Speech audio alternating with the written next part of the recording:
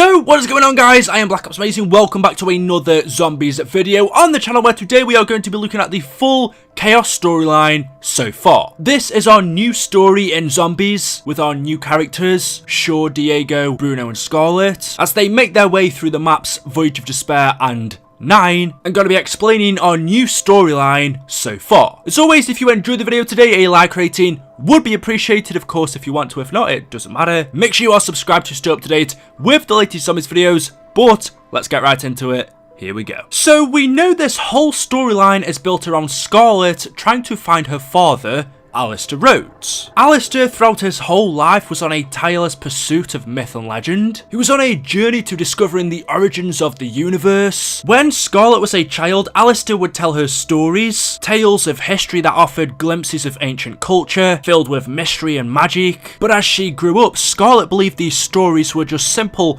fantasies of a deluded man. She believed these were just stories that her father was making up. Alistair told Scarlett about manics in robes, an ancient order, secret relics, the prima materia, all stories that she believed as a kid. But then as she grew up, she thought that these were just fantasies. These stories defied science. That was until one day, however, her father went missing and she realised that actually his stories were true. And so, on a mission to hunt down Alistair, she asked for 3 of his closest friends to help him, who were Bruno, Diego and Shaw. She asked them to help her find her father. How exactly Alistair knew Bruno, Shaw and Diego though is interesting. Alistair first met Bruno in 1910, Morocco, where Bruno, after a life of crime, joined the French Foreign Legion. Alistair, needing a big tough guy to help him on his mission to find an artifact, travelled to Morocco to ask Bruno for help. Bruno said to Alistair, well, why should I help you? And Alistair, knowing Bruno wasn't happy with his lifestyle, his past choices, told him that if he helps him to retrieve this artifact from his former gang members, then he can give him a better life. He can begin to redeem himself. And so Bruno and Alistair joined forces. They travelled to Turkey, where they intercepted the gang members carrying the artifact, which was the Sceptre of Ra. Bruno helped Alistair steal it. They had a fight against the gang members, but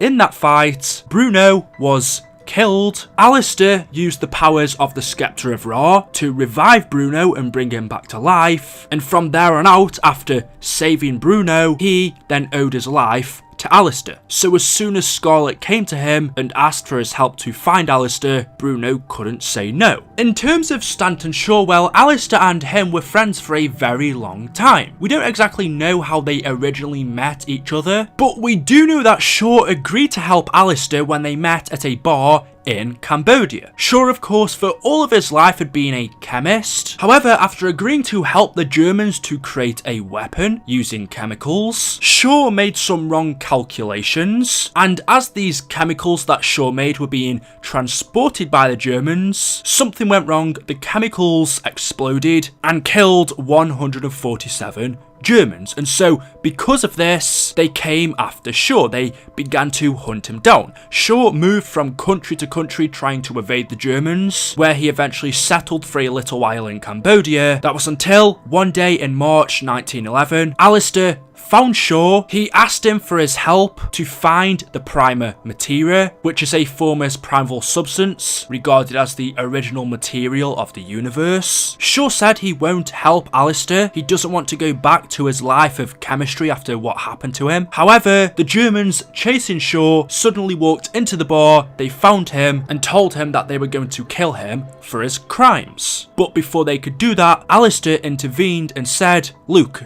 don't kill him. If you keep him alive, we can give you the greatest weapon the world has ever seen. We can find you the prima materia." And so the Germans agreed. Shaw and Alistair, along with the Germans, travelled to a temple in Angkor Wat, where inside of the temple they found the prima materia in a jar. The Germans, having no idea what this was, they opened this jar, they released it. The power of creation itself sprawled out of this jar and turned all of the German officers into zombies. They then began to chase Alistair and Shaw. The two of them began to escape out of the temple. Shaw made a bomb out of chemicals to kill and trap the German zombies, and they both managed to escape. Shaw said to Alistair, well, what are you going to do now? The temple and the jar had been destroyed. And Alistair said to him, well, that wasn't what I was there for. I was there for answers, and that's what I got. The prima materia is real. And after getting these answers, Alistair and Shaw went their separate ways. So when Scarlett came to Shaw asking for help to find her father, again, he couldn't say no because Alistair saved his life by bargaining with the Germans in Cambodia. Now, exactly how Diego knows Alistair, we're not too sure yet. We know that Diego played an important role in the Mexican Revolution as a side of the rebel. He was allegedly involved in several executions of government officials, and also acted as an international spy, operating in foreign places like India and Denmark. At some point along the line, he met Alistair and became friends with him, but again, we're not quite sure as of yet how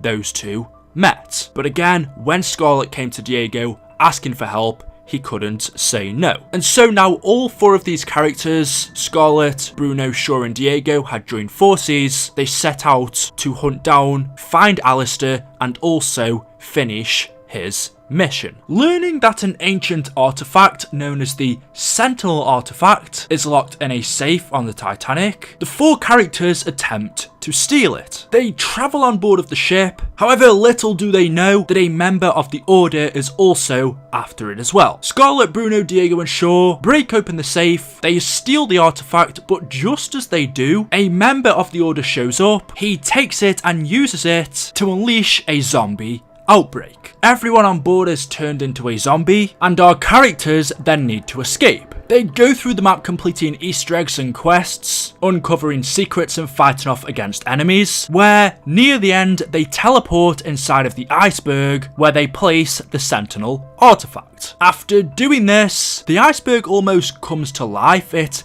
raises out of the water and turns into a giant eye. Our characters then battle against this giant eye, where once they defeat it, everything turns back to normal. The zombies on the ship are turned back into normal people. It's almost as if everything goes back to how it was before the infection started, and the ship continues sinking. History continues as it would have normally, and no evidence of this zombie outbreak remained. But as I was saying, as the Titanic continued to sink, on their way out, an apparition appeared in front of Shaw and the crew. However, they didn't get too much time to look at it as the Titanic was sinking, and so they made their way up to the decks. They took one of the lifeboats and escaped. Now safe on the boat, Scarlett, Diego and Shaw talk about the apparition they saw on the Titanic. Shaw says he's seen it before and he knows where it is. Diego asks him if it's somewhere he's been, and Shaw says no, only in books, but I do know its location. It is in Greece,